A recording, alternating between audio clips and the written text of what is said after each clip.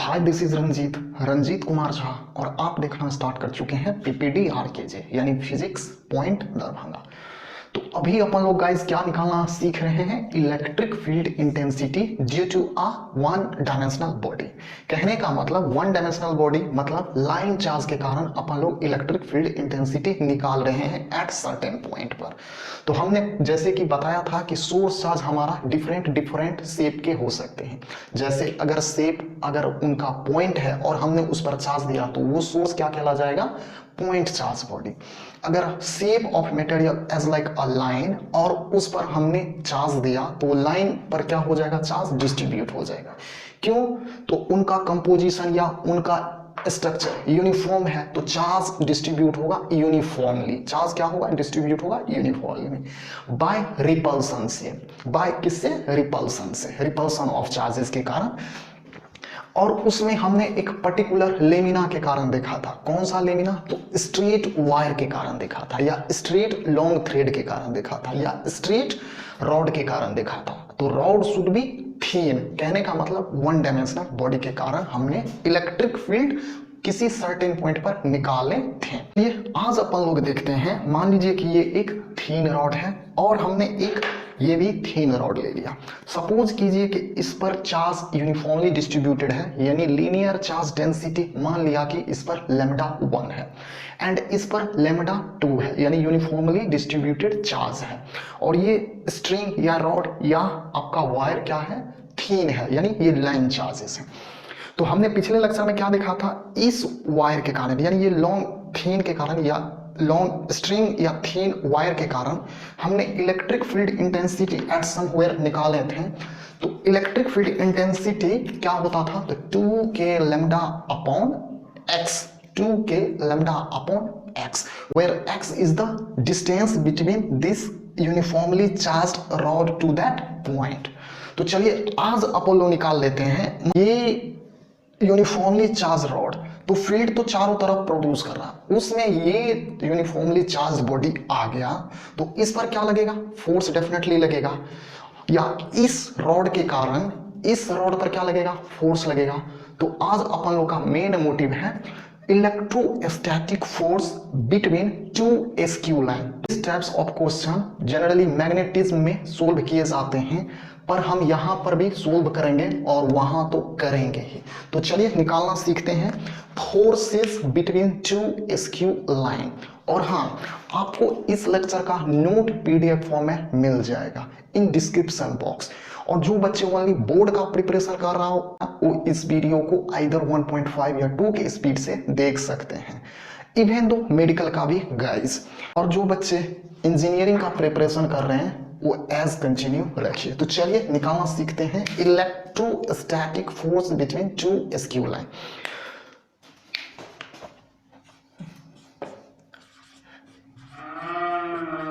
Electrostatic force या force between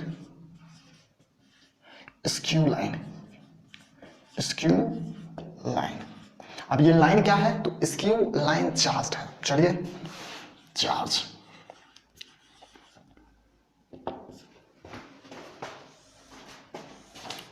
तो जब आप मैग्नेटिज्म पढ़ोगे तो वहां पे आपको इस तरह के क्वेश्चन दिए जाते हैं और वहां से आपको पूछा जाता है what is the magnetic force act over one current carrying wire on second carrying wire. तो वहां पे आप जैसे पढ़ोगे क्या होता था, force per unit length, force per unit length on current carrying wire 1 due to current carrying wire 2 equal to क्या होता था, तो I2 B1। अब पूछोगे कि B या B1 क्या है, I2 क्या है, तो I2 is the current on the conductor number 2 और B1 क्या है, तो magnetic field produced by the conductor number 1। तो ये L क्या है, तो एक्चुअली लेंथ ऑफ रॉड या length of wire is comparatively large, तो इसीलिए हम वहां पर फोर्स पर यूनिट लेंथ के टर्म में निकालते हैं। तो चलिए ये सब अभी जानने की जरूरत नहीं है, ये सब जब अपन लोग 4th चैप्टर में एक चलेंगे एनसीईआरटी के अकॉर्डिंग तो वहां पे अपन लोग समझेंगे। तो चलिए अपन लोग देख लेते हैं आज का। मान लीजिए ये करंट सॉरी तो मान लीजिए कि ये एक यूनिफॉर्मली चार्ज्ड बॉडी है। चलिए क्वेश्चन के अकॉर्डिंग समझते हैं। क्वेश्चन क्या है, टू यूनिफॉर्मली चार्ज्ड लाइन या charged rod of linear charge density lambda 1 and lambda 2 respectively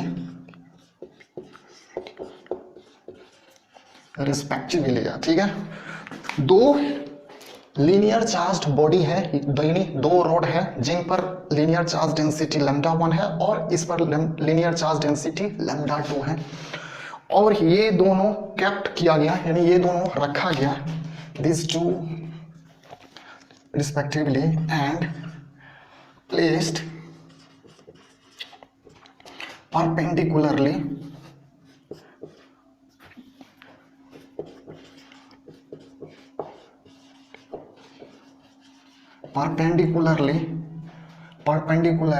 from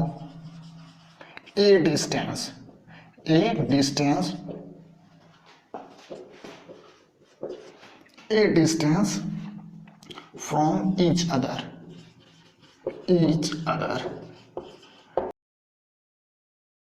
ठीक है। देन आपसे पूछा जाएगा, क्या पूछ सकता है, फोर्स एक्टिंग बिटवीन या force act on charged body 1 on charge body 2, या then find force of interaction या force due to one conductor conductor 1 on conductor 2। Question आपने समझा नहीं तो मैं समझाने की कोशिश करता हूं। क्या है, ध्यान से देखियो, कुछ टर्म्स एंड कंडीशन दिए गए हैं। यूनिफॉर्मली चार्ज्ड रॉड तो है जिस पर लीनियर चार्ज्ड डेंसिटी लैम्डा 1 और लैम्डा 2 दिया गया, इतने तो अपने लोग को समझ में आता है। कंडीशन क्या है, ये दोनों रखे गए हैं परपेंडिकुलरली, यानी अगर ये रॉड कुछ ऐसे है तो ये रॉड कुछ ऐसे होगा या ऐसे होगा। बट एक और कंडीशन है, from A distance each other, कहने का मतलब ये रॉड कुछ ऐसे है तो ये रॉड कुछ ऐसे है, सच दैट ये जो गैप है, ध्यान से देखियो, ये जो गैप है, यानी ये गैप जो है आपका, ये गैप ये ए डिस्टेंस है। तब पूछ रहा है इस रॉड के कारण इस रॉड पर फोर्स कितना लगेगा, या इस रॉड के कारण इस रॉड पर फोर्स कितना लगेगा। तो क्वेश्चन समझ में आया, तो चलिए सॉल्यूशन करने की कोशिश करते हैं, कैसे सोल्व हो सकता है। तो ध्यान से देखिए, मान लिया कि ये जो चार्ज बॉडी है हमने ऐसे रखा और दूसरा चार्ज बॉडी को हमने परपेंडिकुलरली रखना है, तो ऐसे रखेंगे। तो इसको हम लोग मान लीजिए ऐसे है, यानी इनसाइड द बोर्ड जा रहा है, तो इसको मान लीजिए हम कुछ इस तरह डिनोट कर देते हैं, ये ऐसे गया और ये कुछ ऐसे हैं। तो यहाँ पे हमारा कुछ स्पेस में बनाता हूं, ये एक रॉड है और दूसरा रॉड ये है, ठीक है।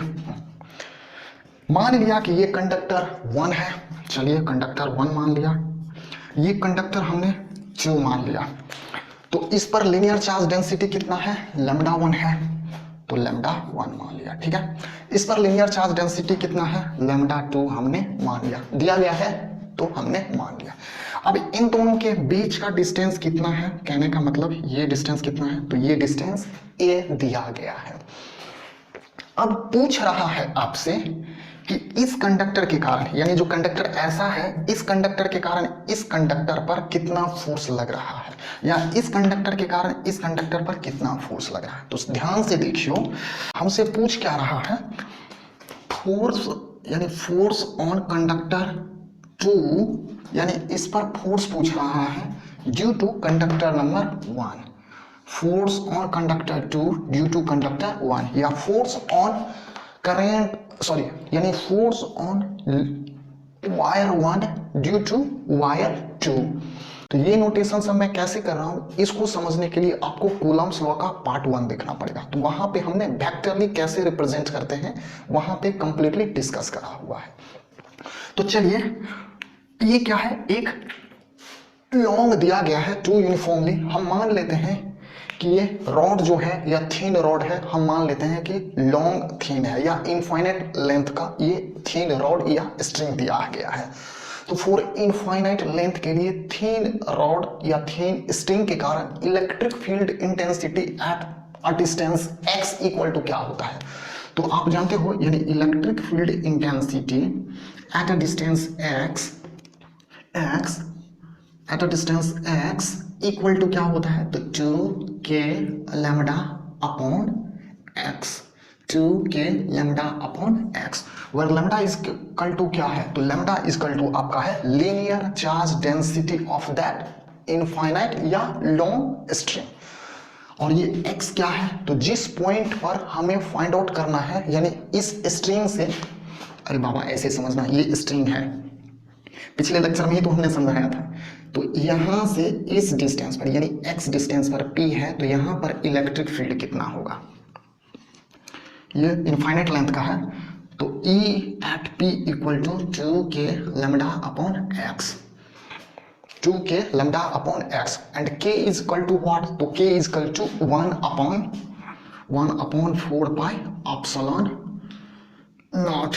अगर ये मीडियम में प्लेस किया गया है तो 1 अपॉन 4 पाई एप्सिलॉन नॉट, अगर मीडियम है तो 1 अपॉन 4 पाई एप्सिलॉन m या एप्सिलॉन। तो हमने अभी इसीलिए के टर्म में ही उसे रखा है। तो मान लेते हैं कि ये पॉइंट अपना O है। अब ये इनफाइनाइट लेंथ का है, मान लेते हैं इनफाइनाइट लेंथ का है, तो ये O क्या होगा, कहीं ना कहीं इन रॉड का सेंटर ही होगा O। तो ये O से मान लेते हैं कि x डिस्टेंस पर हमने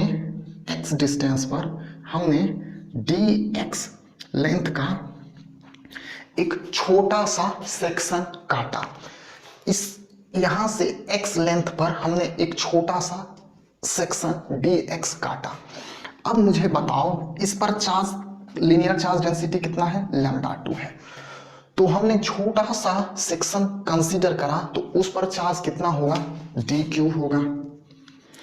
और dq को हमें दिया क्या गया है, तो लीनियर चार्ज डेंसिटी के टर्म में दिया गया है, तो dq इक्वल टू होगा क्या, तो लैम्डा इंटू dx, यानी लैम्डा 2 इंटू dx। ठीक है, अब ध्यान से देखियो, ये रॉड या ये थीन वायर, यहां पर इलेक्ट्रिक फील्ड कुछ ना कुछ प्रोड्यूस करता होगा,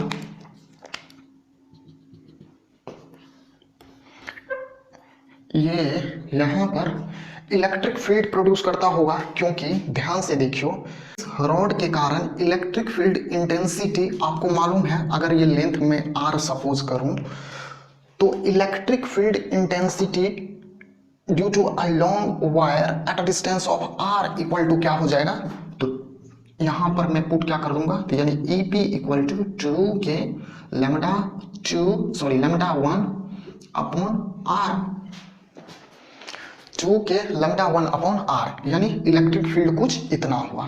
तो छोटा सा चार्ज आया, तो कहीं ना कहीं इलेक्ट्रिक फील्ड जो होगा यहाँ पर, मान लेते हैं इसका इलेक्ट्रिक फील्ड E1 है, यहाँ पर मान लिया इलेक्ट्रिक फील्ड E1 है, तो उस E1 इलेक्ट्रिक फील्ड इंटेंसिटी में छोटा सा चार्ज आ गया, तो उस पर फोर्स क्या लगेगा, कुछ dF लगेगा क्या, क्योंकि छोटा सा चार्ज आया, तो इलेक्ट्रिक फील्ड में कोई छोटा सा चार्ज आया या चार्ज पार्टिकल आया, तो फील्ड में जब कोई चार्ज पार्टिकल आता है या चार्ज आता है, तो उस पर क्या लगता है, फोर्स लगता है।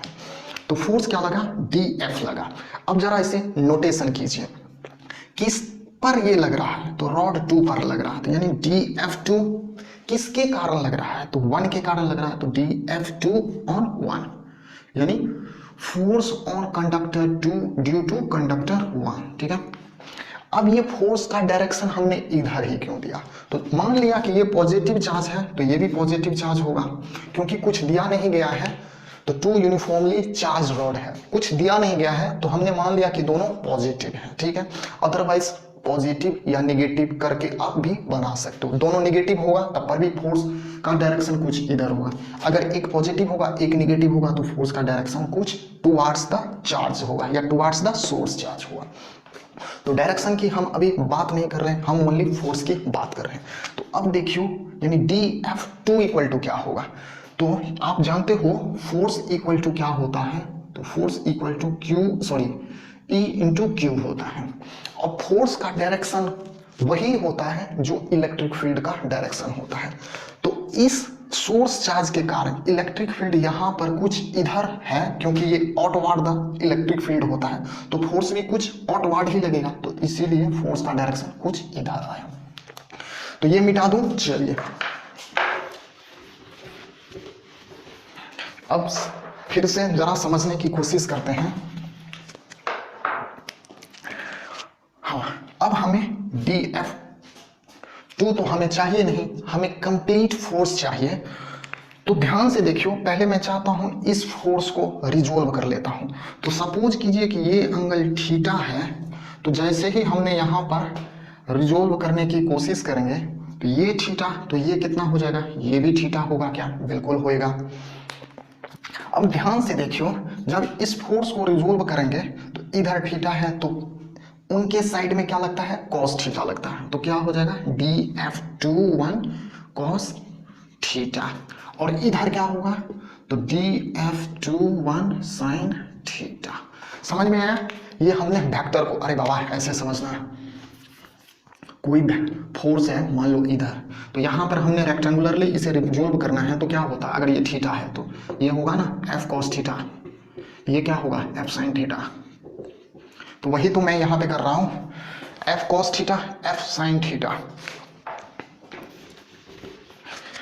अब ध्यान से देखियो, सिमिलरली अगर मैं इस पॉइंट से, यानी जो सेंटर पॉइंट है, इनसे मैं x डिस्टेंस अगर नीचे लेता हूं तो इलेक्ट्रिक फील्ड, एक छोटा सा सेक्शन मैंने यहां पे कंसीडर करा, तो इसके कारण इलेक्ट्रिक फील्ड का किधर डायरेक्शन होगा? ध्यान से देखियो, ये रहा, तो इलेक्ट्रिक फील्ड का डायरेक्शन कुछ इधर होएगा, होएगा क्या? नहीं होएगा। अब ध्यान से देखिए, इधर इलेक्ट्रिक फील्ड होएगा। अब ध्यान से देखियो, ये एंगल 90 डिग्री है और ये मान लेते हैं कि थीटा होगा, तो यहाँ पर ये एंगल कितना होगा? थीटा होगा, तो ये क्या हो जाएगा? अपना कॉस थीटा। ये क्या हो जाएगा? अपना साइन थीटा। होएगा कि नहीं होएगा? तो कहने का मतलब कहीं ना कहीं साइन थीटा कंपोनेंट, यानी फोर्स का कंपोनेंट कैंसिल हो जाता है अप और डाउन, अप और डाउन का साइन थीटा कंपोनेंट कैंसिल हो जाता है। किसके कारण? तो सिमेट्री के कारण। किसके कारण? सिमेट्री के कारण।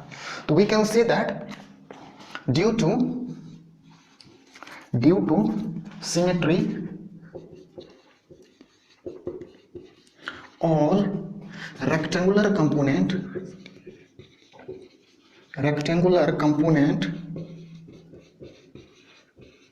of forces, rectangular component of vertical forces cancel with each other.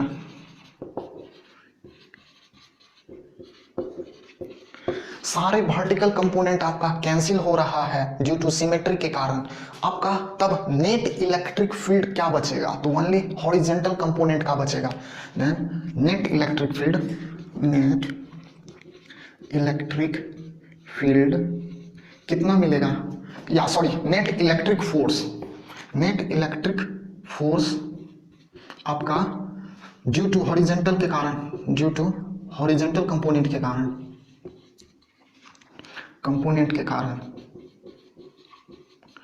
अब ध्यान से देखियो, ये तो हमने छोटे सेक्शन के कारण, हमें तो इस कंप्लीट रॉड पर फोर्स निकालना है। तो कंप्लीट रॉड पर फोर्स निकालना है तो क्या करेंगे?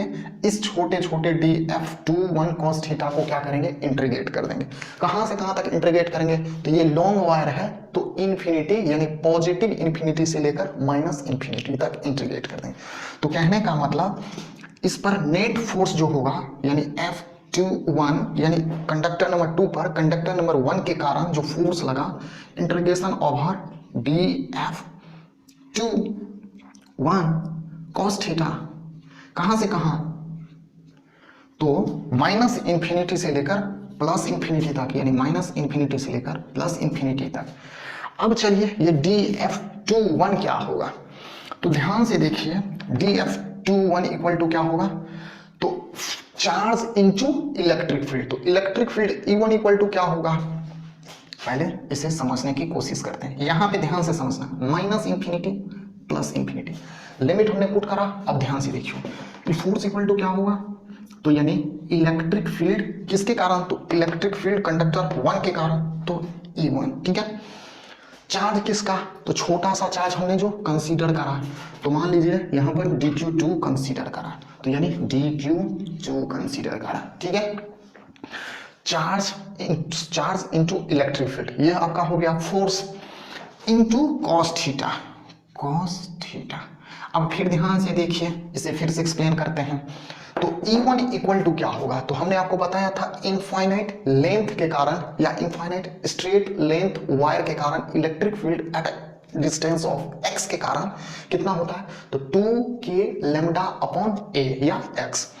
तो यहाँ पे x यानी डिस्टेंस क्या है, तो r है, तो ये r इक्वल टू क्या होगा, तो ध्यान से देखियो ये x है ये a है, तो बाय राइट एंगल ट्रिंगल से ये r का वैल्यू क्या होगा, या पाइथागोरस थ्योरम से क्या होगा, तो r equal to under root of this square plus this square. कहने का मतलब x square plus a square, ठीक है, x square plus a square. तो इलेक्ट्रिक फील्ड इक्वल टू क्या होगा, तो electric field equal to lambda 1, पहले 2k से समझते हैं, 2k लैम्डा 1 अपॉन r, तो r के बदले में क्या डालेंगे, ये वैल्यू, यानी कहने का मतलब under root of x square plus a square, ठीक है। इलेक्ट्रिक फील्ड हो गया। नाउ ये तो अपना E1 का वैल्यू हुआ। अब क्या है dq2, तो dq2 इक्वल टू क्या होगा, तो यानी इस छोटे से सेक्शन पे जो चार्ज है dq2 इक्वल टू क्या होगा, तो हमने आपको बताया था जब लीनियर चार्ज डेंसिटी हो तो q इक्वल टू क्या होता था, तो lambda into length of that small section. तो length of that section equal to क्या है, तो dx है, और लैम्डा इसका क्या है, तो लैम्डा 2 है। तो यानी dq2 इक्वल टू कुछ मैं ऐसा लिख सकता हूं क्या, यानी लैम्डा 2 इसका linear charge density into length of that section, तो यानी आपका dx हो गया, ठीक है। तो यानी ये dq2 का वैल्यू हमने दिया। अब cos थीटा इक्वल टू क्या होगा, तो अब जब आप इस ट्रिग्नोमेट्रिक को यूज करते हुए cos थीटा निकालने की कोशिश करेंगे, तो मुझे लगता है cos थीटा इक्वल टू होता है बेस अपॉन हाइपोटेनस। तो बेस क्या है, जब थीटा ये है तो बेस ये हो गया और हाइपोटेनस ये हो गया, तो क्या होगा a अपॉन दिस थिंग्स। तो क्या मैं लिख सकता हूं a upon under root of X square plus A square, under root of X square plus A square, ठीक है। हाँ, यानी सारे टर्म्स को हमने यहाँ पे डिटेल में लिख दिया है। अब चलिए, ये तो अपना हो गया इस पर फोर्स, इसके कारण कितना लगेगा, नेट फोर्स, यानी F1 इक्वल टू क्या होगा, तो कुछ कांस्टेंट वाले टर्म हमें दिखाई दे रहा है, तो क्यों ना कांस्टेंट वाले टर्म को बाहर ले लिया जाए। तो 2 कांस्टेंट है, k कांस्टेंट है, लैम्डा 1 कांस्टेंट है, लैम्डा 2 कांस्टेंट है और a कांस्टेंट है। तो चलिए इसे बाहर ले लेते हैं, क्या हो जाएगा 2k लैम्डा 1 लैम्डा 2 a, और भी कुछ है क्या, नहीं, और तो नहीं दिखाई दे रहा। चलिए नहीं दिखाई दे रहा तो रख देते हैं। हाँ, लिमिट भी पुट करना है ना, माइनस इंफिनिटी से प्लस इंफिनिटी तक। चलिए माइनस इंफिनिटी से प्लस इंफिनिटी तक लिमिट हमने पुट करा। अब क्या रह गया अंदर इंटीग्रेशन के भीतर, dx अपॉन दिस थिंग्स। तो इधर भी स्क्वायर रूट, इधर भी स्क्वायर रूट, तो स्क्वायर रूट जब दोनों मल्टीप्लाई होगा तो यानी ये इसका स्क्वायर हो जाएगा, इन दोनों का स्क्वायर हो जाएगा। तो स्क्वायर से स्क्वायर रूट कैंसिल हो जाएगा। तो कहने का मतलब D X upon X square plus A square बचा। ठीक है, अब आप जरा इसे ध्यान से देखिए तो ये आपको क्या दिखाई दे रहा है, ये आपको एक स्टैंडर्ड इक्वेशन ऑफ इंटीग्रेशन दिखाई दे रहा है। तो इसका इंटीग्रेशन का वैल्यू क्या होता है, तो चलिए पहले कांस्टेंट लिख लेते हैं, यानी force on two due to one vector quantity, तो वेक्टरली रिप्रेजेंट कर दीजिए। हाँ ठीक है, अब ध्यान से देखिए, ये तो कांस्टेंट जो भी है उसे अपन लोग को लिख देना है। हाँ, ए भी है ना, ए भी है। हाँ, अब ये स्टैंडर्ड इंटीग्रेशन, अब ये स्टैंडर्ड इक्वेशन का इंटीग्रेशन क्या होता है, तो 1 अपॉन ए टेन इनवर्स एक्स अपॉन ए क्या होता है, 1 बाय ए टेन इनवर्स एक्स अपॉन ए। लिमिट भी है क्या, हाँ लिमिट भी है, क्या है, माइनस इन्फिनिटी से प्लस इन्फिनिटी तक है। कुछ कटने खूटने वाला है क्या, जी हाँ कटने तो वाला तो है, कटने वाला आपका ये ए है और ये भी ए है, और भी कुछ है नहीं। अगर आप चाहोगे तो इस के को भी खोलकर लिख सकते हो 1 अपॉन 4 पाई एप्सिलॉन नॉट। ठीक है, तो चलिए हम उसे अभी लिखने वाले नहीं हैं, इसे आगे बढ़ाते हैं।